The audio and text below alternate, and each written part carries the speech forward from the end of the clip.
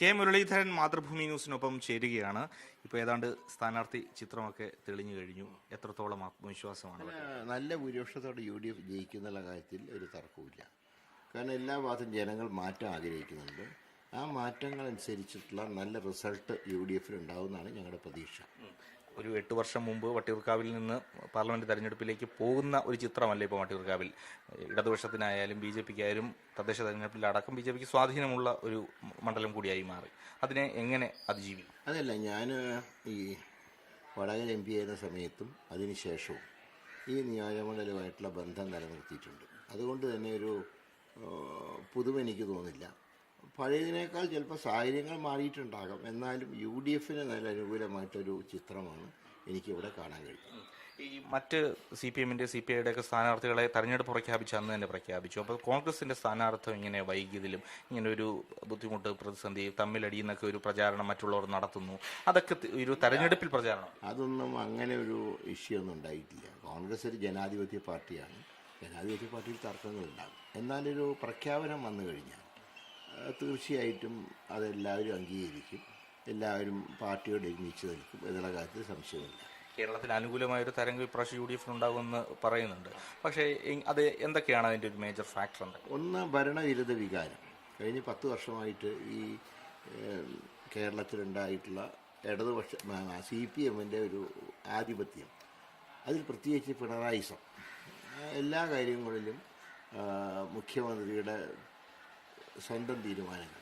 അങ്ങനെയാണ് പലരും ഇപ്പോൾ കണ്ണൂർ പോലുള്ള സ്ഥലങ്ങളിൽ, വളരെ ശക്തമായ പാർട്ടി ഗ്രാമങ്ങളുള്ള സ്ഥലങ്ങളിൽ തന്നെ പലരും പാർട്ടി വിട്ടുകൊണ്ടിരിക്കുകയാണ്. അതിൻ്റെ കാരണം ജനങ്ങൾ അത്രയേറെ ഈ നേതൃത്വത്തിനോടൊരു ശക്തമായിട്ട് വിയോജിപ്പ് പാർട്ടിയിലുണ്ട്.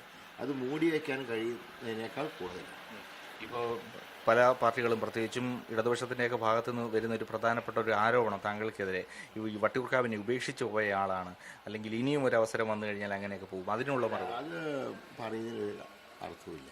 അങ്ങനെയാണെങ്കിൽ ഇവിടെ CPMന്റെ സ്ഥാനാർത്ഥിയായിട്ടുള്ള ഇപ്പോഴത്തെ MLA അദ്ദേഹം നഗരസഭ ഉപേക്ഷിച്ച് പോകുന്ന ആളല്ലേ.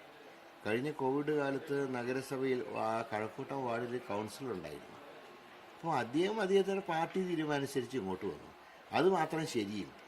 ഞാൻ പാർട്ടി നിർദ്ദേശം അനുസരിച്ച് ലോക്സഭയിൽ തെറ്റെന്ന് പറയുന്നതിൽ എന്താ അർത്ഥമുള്ളത്? ഇപ്പോഴത്തെ തന്നെ ഈ മന്ത്രിസഭയിലെ അംഗത്തിനെയല്ലേ രാജിവെപ്പിച്ച് ഡൽഹിക്ക് അയച്ചത്.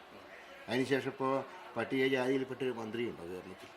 അപ്പോൾ അങ്ങനെയൊക്കെയുള്ള കാര്യങ്ങൾ ചെയ്യുന്നവർ, ഇതെല്ലാം ജനങ്ങൾ വെറും വിഡ്ഢികളാണെന്നുള്ള രീതിയിൽ പ്രചരണം നടത്തിയാൽ ഒരിക്കലും ജനം അംഗീകരിക്കില്ല.